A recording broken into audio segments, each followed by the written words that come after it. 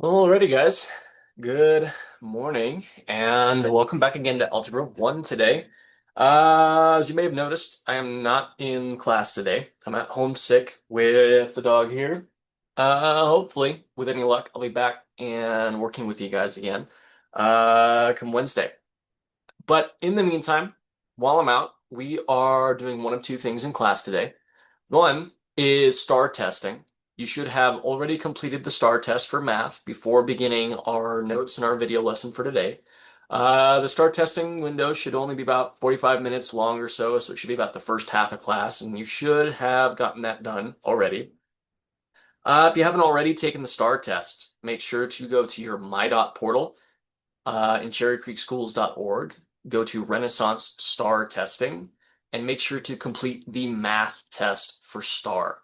If you need to borrow graphing calculators, or rather regular calculators, on the back of the room, there should be plenty to go around. But in the meantime, if you've already finished up STAR testing for the day, you're exactly where you need to be. We're going to launch into our notes for today. At the front of the classroom, there is a cardboard box that's going to have the notes for all of Unit 1. Please make sure to get yourself a copy of the notes for the Unit 1 sequences material.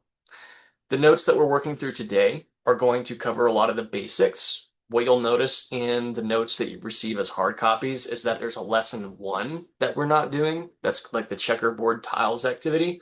We're going to skip over that one. Instead, we're going to complete the lesson 2 material where it's called growing dots. So I want you to pause the video. If you don't already have a copy of the notes, make sure to go get a copy of the notes from the cardboard box in the front. They're kind of laid out in alternating like left, up, left, up, left, up format. So you'll be able to tell like what a whole section of the notes looks like by grabbing just one stack. You want to make sure that everybody's got a copy. From there, as we move into today's lesson, I want you to go to the lesson 2 notes, and I want you guys to work on the retrieval problems that you see here kind of in the back. If you haven't already turned in your cell phone to the correct numbered slot, I have these up on the board here for you so you can make sure that you're in the correct place for your phone assignments. But in the retrieval problems, which we're going to do as a warm-up today, there's a handful of these examples that I want you to try with your table mates real quick, and I want you to pause the video while you give these a go. You'll notice that the first two problems here are just filling in the missing values for a table where there's a pattern in the change that the numbers are experiencing. And I want you and your group mates to kind of brainstorm and see if you can figure out what that change is. The second problem in the retrievals that I want you guys to do is using this equation where y equals negative 4x plus 9 to find the missing y values that you need to complete each coordinate pair shown here. So you'll have 2 comma something, negative 3 comma something, and 0 comma something. So I want you to take maybe about 5 minutes or so. I want you to try those retrieval problems with your group mates, and then I want you to continue the video lesson from there.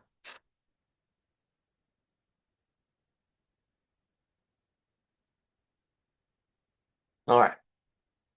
So as we work into our warm-up today, just to get the gears turning before we launch into some of the lesson material, what you'll notice here is that there's two tables of values where things are changing. So I go from, say, in this first table, 28 to 37, and then I go from 37 to 46. And our goal here is to try and determine how that pattern of values is changing so that we can determine the fourth, the fifth, and the sixth number in this sequence. Now, if you take a look at, say, 28 to 37, what you may have noticed here is it looks like that's changing by adding 9 to 28 to get 37. If this pattern is consistent, that means I would have to be able to add 9 to 37 to get 46. So I want to check that before I claim that that's the way that the pattern's changing and then use it for the fourth, the fifth, and the sixth term in the sequence. Now, what I'll notice here is if I do 37 plus 9, I really do get 46. So it would appear that the pattern in this table is changing by just adding 9 to the previous number to get the next number. So if I wanted to get the fourth item in the sequence, I would do 46 plus 9 in this case, and that would get me to something like 55. And then I could do 55 plus 9 to get my fifth number in the sequence, which is 64. And then I could add 9 to this guy to get the sixth number of sequence, which in this case is going to be 73. So this first pattern definitely appears that all we're really doing to go from previous to next is just adding by 9. If we take a look at the table on the bottom, though, you may have noticed something different with your group mates. If I take a look at the values from, say, 128 to 64, and then from 64 to 32, instead of going up, the values in this table are going down. And if I think about how things are changing, what I'll notice is that 64 is half of 128, and 32 is half of 64. So instead of adding or subtracting something, it seems like I'm either multiplying by a half or I'm dividing by 2 to get the next value. So if I wanted to find the fourth, the fifth, and the sixth terms in the sequence, I'm going to have to maintain that same pattern over and over and over again. So if I wanted to get the fourth item in the sequence, what I could say is, well, half of 32 is 16, and then I could say half of 16 is 8, and then half of 8 is 4. So this is just kind of getting the gears turning. When we talk about a sequence of values or a sequence of numbers, this is usually what we mean, in the sense that there's a string of values and there's a pattern to how they're changing. On the next slide, what we're going to talk a little bit more about is just some kind of review from some of the material that you guys probably saw back in middle school. Often in math, we are given like some kind of rule or formula that we plug something into to get something else out of it. So if we're given an input, we plug it in to find an output. And what we're given down here are coordinate pairs. And for those of you guys maybe that have seen these, but it's been a while, the way that coordinates work is that they're always x comma y in terms of the order of the values. X is like the input and y is the resulting output for that coordinate pair. So when you see this 2 comma blank, what that's saying is if x is 2, what's the y value? And the way that we can figure that out is by taking this equation and saying, okay, well, y is going to equal -4, but instead of just an x there, I now know x is 2. So if I replace the x with 2 or substitute 2 in for x, what I'm doing now is I'm trying to simplify this expression and find the numerical result. Now, in terms of the orders of operations, what I would do first, what I need to think about here is, do I add the 9 to 2 and then multiply by -4, or do I multiply by -4 and 2 and then add the 9? The order of operations in this case says that I should do parentheses first if there's anything to do in there, and in this case it's just a 2, so that step's kind of done. And then I should deal with any exponents that I see. And in this case, we don't really have any. So the next step is either to do multiplication or do division, whichever occurs first, going from left to right. So in this particular instance, what I need to do before I add 9 is I need to multiply -4 by 2. So when I simplify that down, I'm going to see that I have -8 plus 9, and then I can add or subtract. And that's going to get me to my final result. So -8 plus 9 is +1. So the result of this coordinate is just 2 comma 1. And I'll repeat the same exact process for my other coordinate values. So if I'm looking at my next setup here and x is equal to 3, what I'm saying here is that y is equal to -4 times -3 plus 9. And just like we saw in the last example, multiplication happens before addition. So I do -4 times -3. And that's where something else interesting happens here. So what I want you to think about here is when you take a negative times a negative, what should that result be?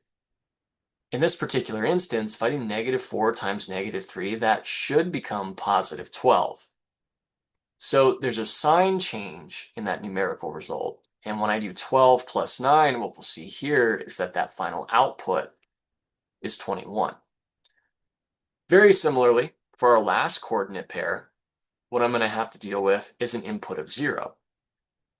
So if I look at x equals 0 in my equation, I could say that this is like -4 times 0 plus 9.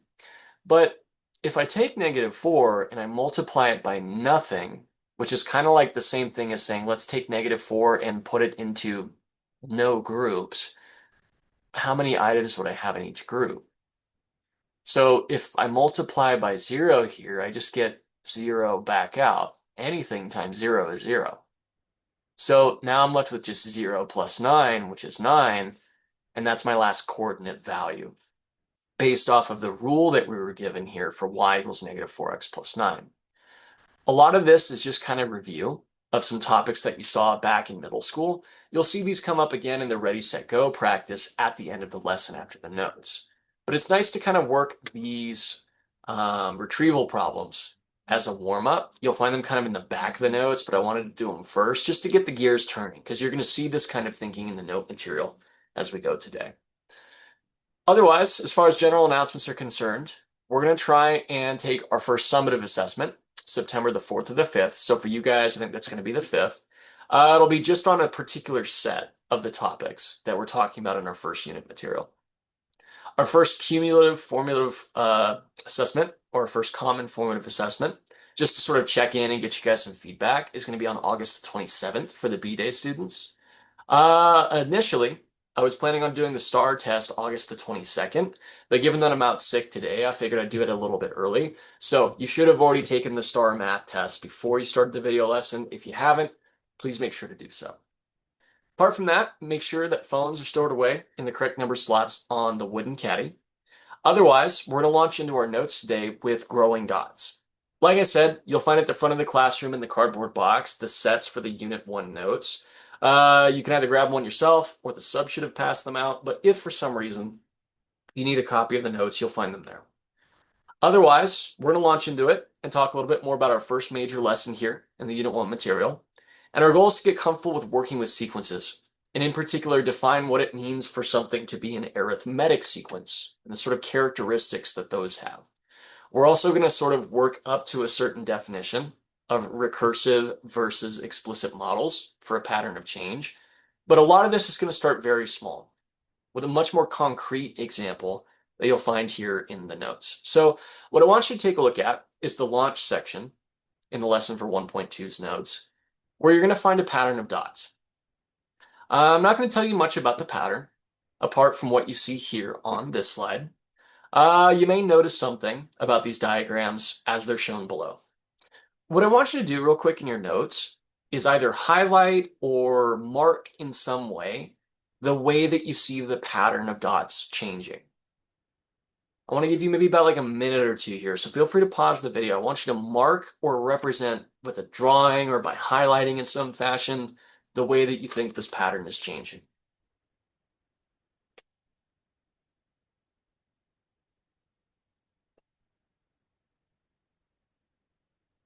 All right.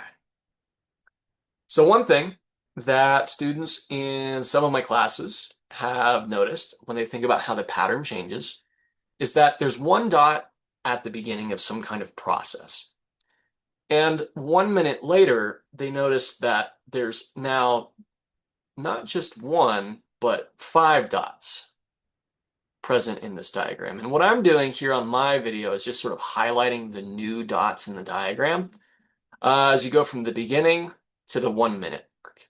Now, if you take a look at the difference from the 1 minute mark to the 2 minute mark, what you'll notice is that instead of just 5 dots, there's 9 dots. And the 5 dot diagram is still in the center, but way out here on the corners, you may notice that there's 4 new dots that have been created. Now, that's not the only way that you could potentially have seen this growing. One thing that I've seen some students in my other classes notice is that if you take a look at the pattern that is starting from the center and you work your way out diagonally, some students have noticed that every minute that goes by, you're kind of growing out diagonally by a dot. So at 1 minute, you're 1 dot out from the center, but at 2 minutes, you're 2 dots out from the center. Those are just a couple of ways that students have seen this pattern changing. You may have noticed something completely different, which is perfect. That's actually a good thing for what we're trying to do in our activity today. But the big thing to notice here is that the pattern's not staying the same. Every minute that goes by, there seems to be some kind of difference in the number of dots as we see it from the previous diagram. So as we continue on the way in the launch of this activity, I want you to think real quick with your group mates. Assuming that the pattern continues in the same way into the future, how many dots do you think they're going to be at the 3-minute mark? I want you to pause the video real quick, and I want you to go ahead and draw a diagram for the at 3 minutes case. I want you to draw on your notes what you think the pattern's going to look like 3 minutes in the future.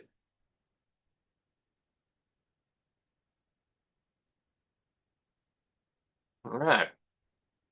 So if I was trying to replicate this drawing and I wanted to figure it out at the 3-minute mark, there's maybe a couple of ways to my mind that I noticed this pattern changing. What I noticed from the beginning to 1 minute is that there were 4 new dots drawn on the edge of the diagram, right? There's that 1 dot from the center, which was found at the beginning, and then there's these 4 new dots on the outermost layer 1 minute later. And then at the 2-minute mark, I had the same drawing from the 1-minute mark in the center. I just took that and I put 4 dots on the end of it to get the next one. So one way to think about how this pattern is changing is if I wanted to draw the diagram, say at 3 minutes, what I could do is draw the diagram from the 2-minute mark, in which I had the center dot, and then these 4 kind of going out on the corners of it, and then 4 more going out from the corners of that. And then to this 2-minute diagram, I just add on 4 new dots in the corners.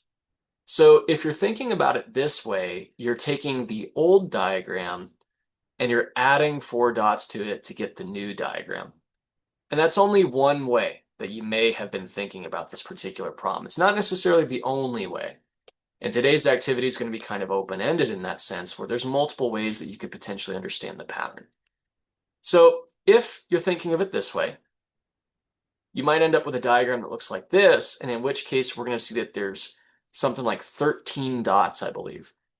Now, a different way that you may be looking at it is to focus on the number of minutes that have gone by and kind of growing out from the diagonal or from the center along a diagonal. 1 minute from the beginning, there's 1 dot out from the center. 2 minutes out from the beginning, there's 2 dots from the center. And then 3 minutes out, you'll notice that there's 3 dots that are supposed to be out from the center. So that's a different way to arrive at the same diagram, just kind of by thinking about it in a slightly different fashion. Now, neither one of those are the only way that you may have seen the pattern changing, but I think a lot of us are going to arrive at the same conclusion that there's going to be something to the tune of 13 dots at 3 minutes. So with the launch of this, what I want you guys to take a minute to do with your group mates is pause the video and try and answer questions 3 and 4. Questions 3 and 4 are part of the explore phase of this activity, where normally we'd have something like 20, 30, or even 40 minutes to kind of work through these problems. If I was there in class with you guys, I kind of move around the room to check in, observe your thinking, kind of ask you some questions to goad you further if you're getting stuck in the process. But we're going to sort of shorten that down a little bit just because I'm not in the room with you today. So we'll take maybe, I don't know, 10 minutes. I want you to pause the video here. I want you to try and answer questions 3 and 4 with your group. How can you try and figure out the number of dots there's going to be at 100 minutes? And this is where it gets really interesting. How many dots are there at t minutes? I want you to model the pattern using a table, a graph, and an equation in some fashion. What we'll do is sort of bring it back together in about 10 minutes or so, and we'll pick back up with the video from there.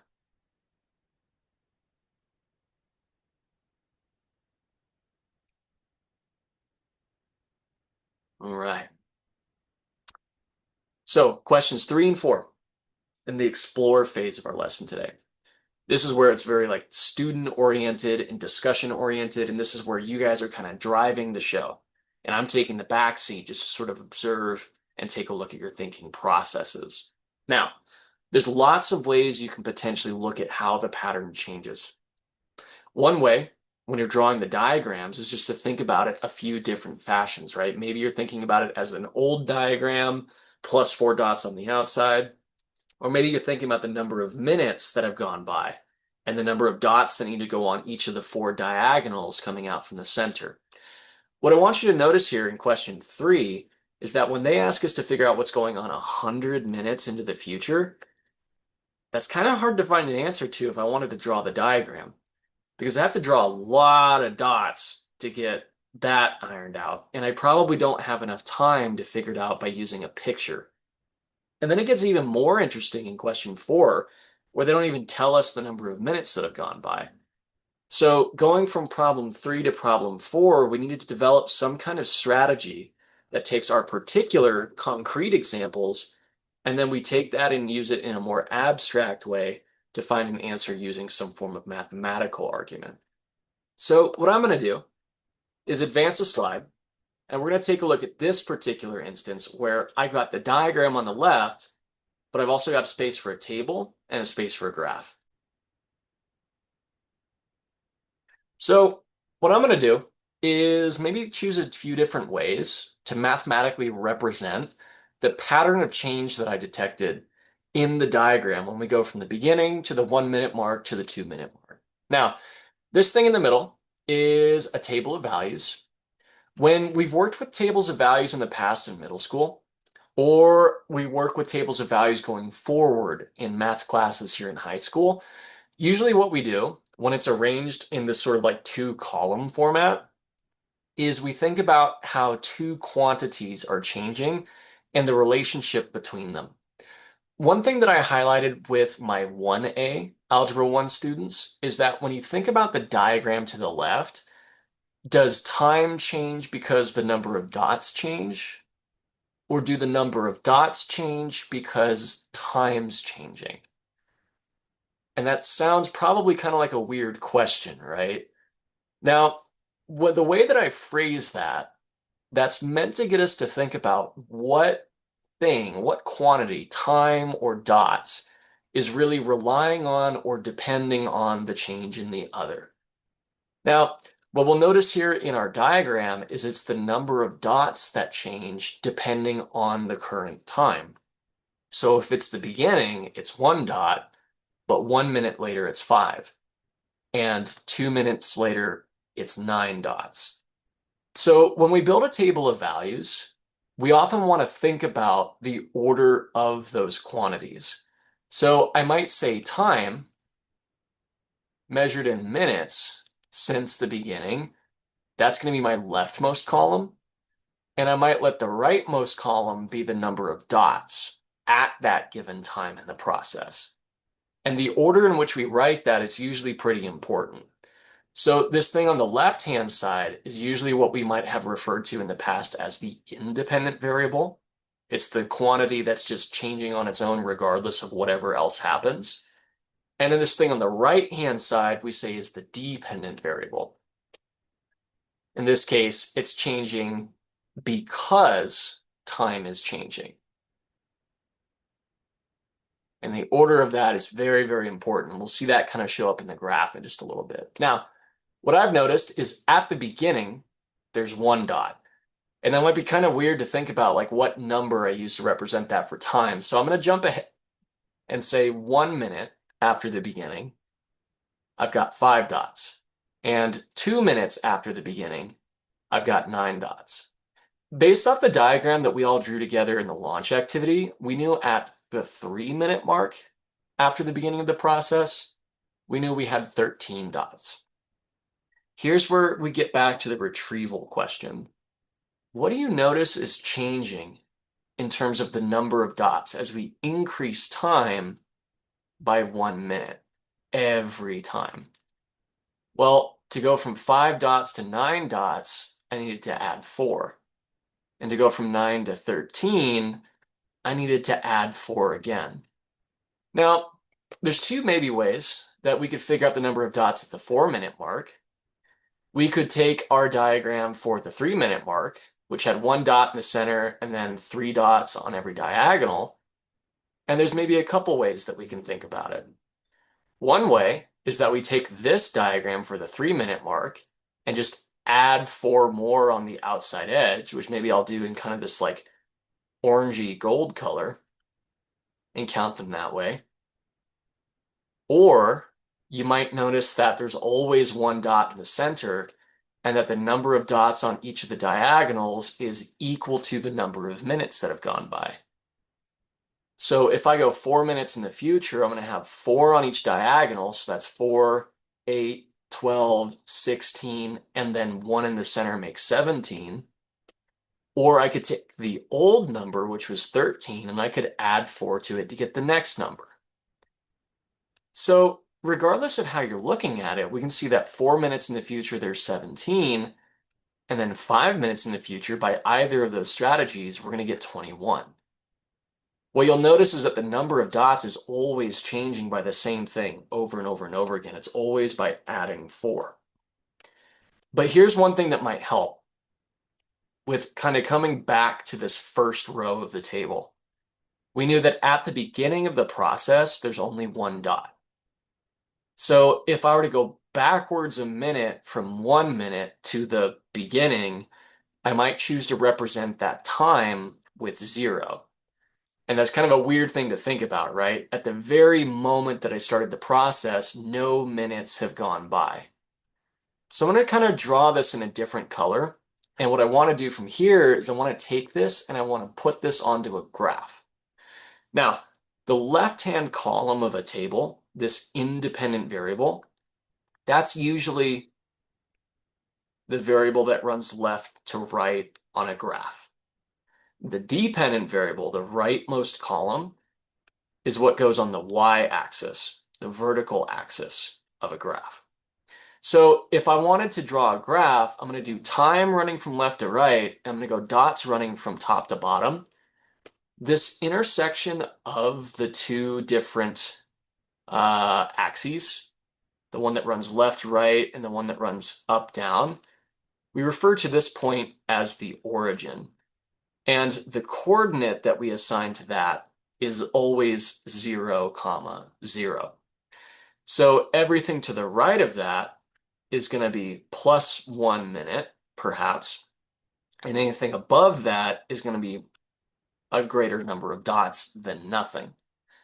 Now, the other thing that we have to think about with our graph, just because we have limited space and they don't really give us like much to go with, is once we draw the axes, how do we want to space these out so that we can fit a lot of our coordinates down and not take up either too much or too little space? I think what I'll do maybe is sort of count every other mark on this left-right axis as 1 minute that's gone by. And maybe what I'll do is count like every other mark on the y-axis.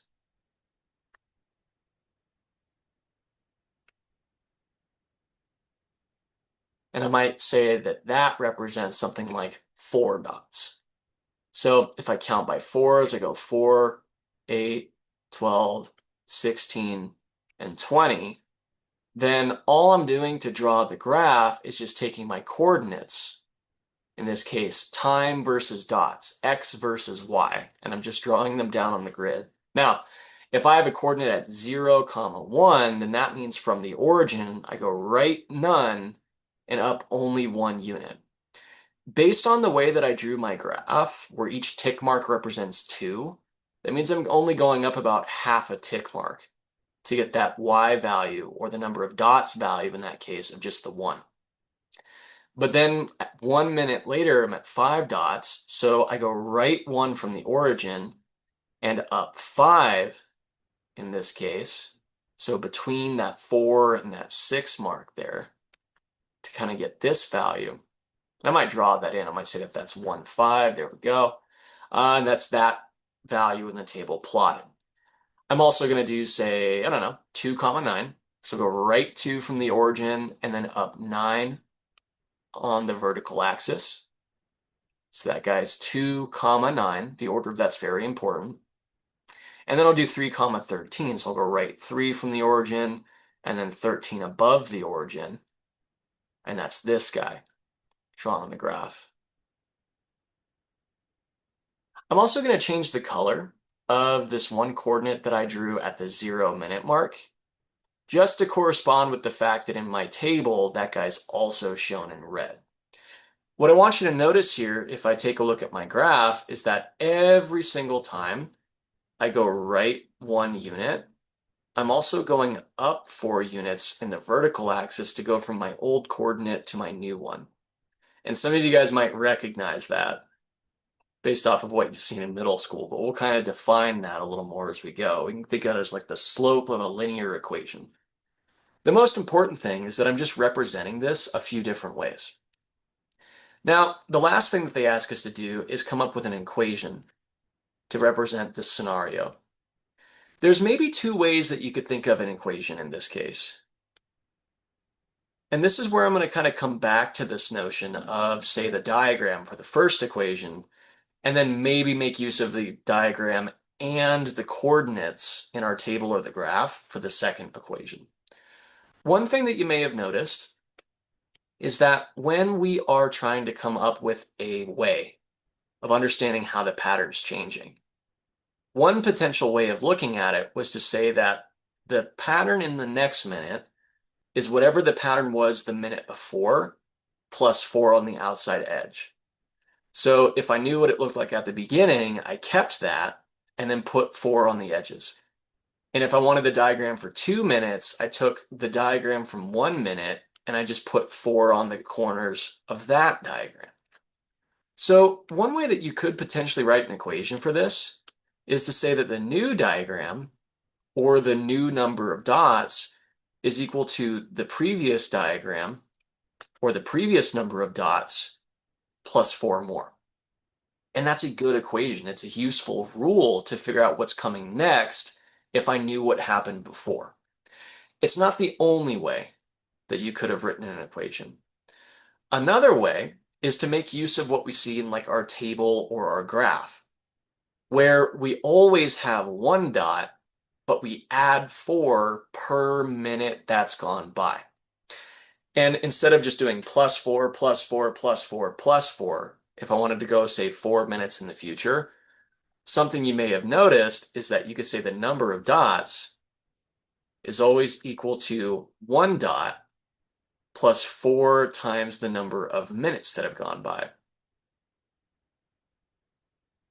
where multiplication is kind of like a shorter way to do this plus 4, plus 4, plus 4 process over and over again, right?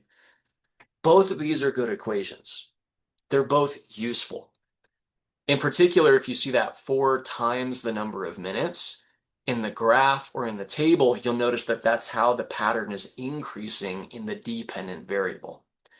That 1 dot in the equation is representing that value that's the first thing in the table. It's also that red dot on the graph, which we refer to as the y-intercept. You can think of that as like the initial value of the pattern. So as we start to put all of this together, right, we've defined some things and reviewed some definitions where we talk about independent versus dependent variables in a relationship. We've talked about how we could use multiple representations like a table and a graph to understand how this pattern's changing. And we've used these representations to develop some equations to help us model the scenario. But before I start giving you some definitions to work with, I want to see if you can use those strategies to create a new pattern of dots that increases by 3 per minute, and then use that to create an equation that models that. So really quickly with your group, take maybe just a couple or a few minutes. I want you to create a pattern of dots that increases by 3 each minute, starting with t equals 0. And then write an equation that models that pattern. You'll notice this is a little open-ended, but I want to see where you guys go with it.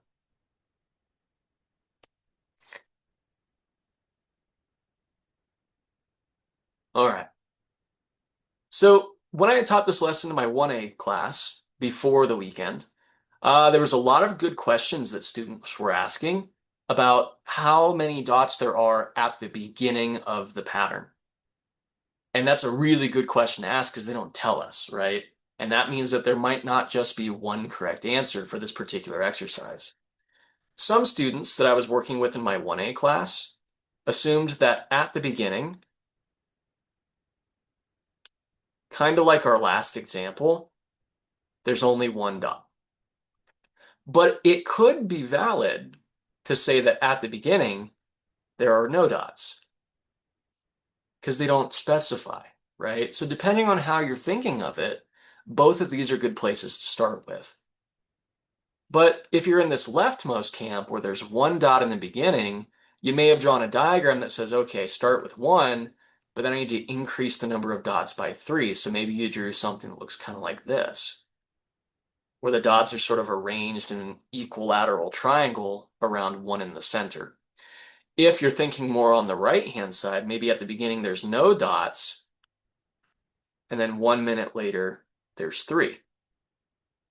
So depending on how you interpreted the start condition on this, you may have two equally valid approaches that might give you two different answers.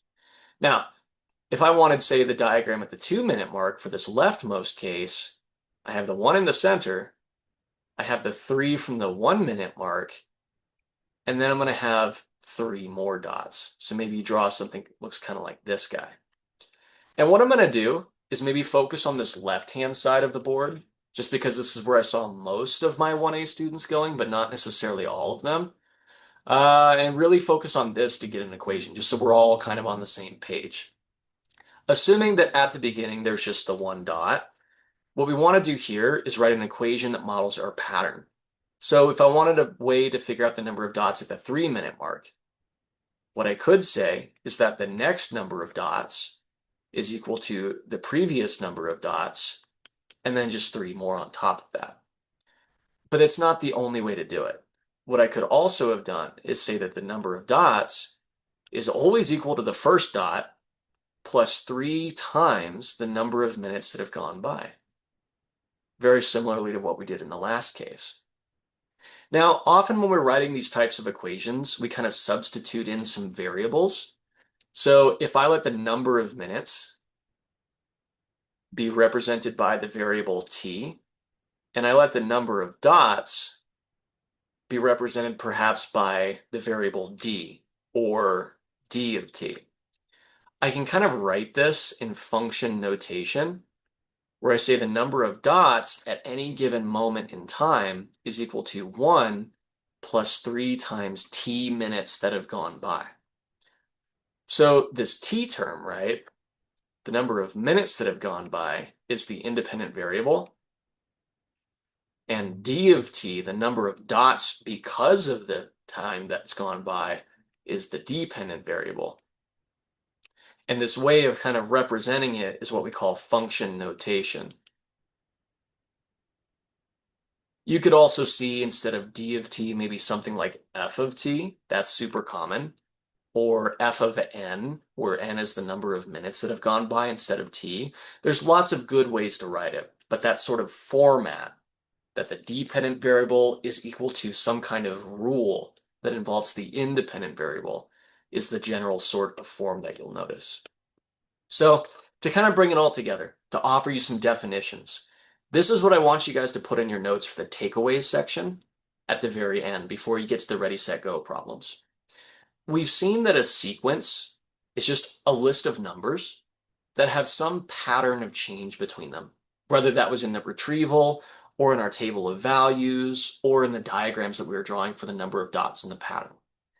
We say that a sequence is arithmetic if the way that that pattern is changing is by what we call a common difference. We're just adding a certain number to the last one to get the next one. When we talk about a sequence, we usually specify that there's some kind of first term, so the number of dots at the beginning. And then to find the next one in the sequence, we were just adding 4 from the last one to get the new one, from the last one to get the new one. That common difference is characteristic of an arithmetic sequence. And in the future, we'll start talking about sequences where they're not adding, but maybe they're subtracting by something. We'll also start talking about sequences where instead of adding or subtracting, maybe it's more like multiplying or dividing like we saw in the retrieval problem. The other thing that I want you to notice is that when we're thinking about these sort of mathematical scenarios, there's usually not just one valid representation. You can use diagrams or pictures, you can use tables of values or graphs. All of these different representations are connected. And oftentimes we use a variety of them to try and understand a scenario so that we can think about how to model that pattern and use it in the mathematical context. The other thing I want you to notice here is that in a table and on a graph, there's usually like a y-intercept, which is a coordinate. In our table of values, we saw that at the beginning meant 0 minutes in the future and that the number of dots was 1. That was this little blue dot here on the chart, which is also this coordinate 0, 1 in the table. We also talked about writing equations. When you think about an equation that says, hey, the next result is related to the last result somehow, that's what we call recursive thinking. So when I wrote that equation, next equals previous plus 4, that's what we call a recursive equation. If I knew what happened before, I can figure out what's coming next. For the equation that we wrote, 4 times the number of minutes plus 1 equals the number of dots, we call that an explicit equation. It's an explicit equation because if you tell me the number of minutes, I can tell you the number of dots without having to know everything in between from the beginning to the minute that you want. So an explicit equation might be more useful when there's 100 minutes that have gone by than, say, recursive thinking. And if I wanted to answer that question, right, I think I skipped over that one, so it's good to answer it here. You got my sick brain going here, so I'm not as sharp as I usually am. If I wanted to figure out, say, at 100 minutes, you may notice this explicit equation is maybe a little more useful. So what I can do is switch out 100 for t. I can substitute it, and I can say that that's 4 times 100 plus 1. And kind of like our recall problems, right? Our retrieval problems, we're just simplifying that down. We'll see that there were supposed to be 401 dots at 100 minutes. So my apologies for skipping that one, but using what we've learned, we can figure that out. And you probably already got that correct, but I wanted to make sure we don't forget that.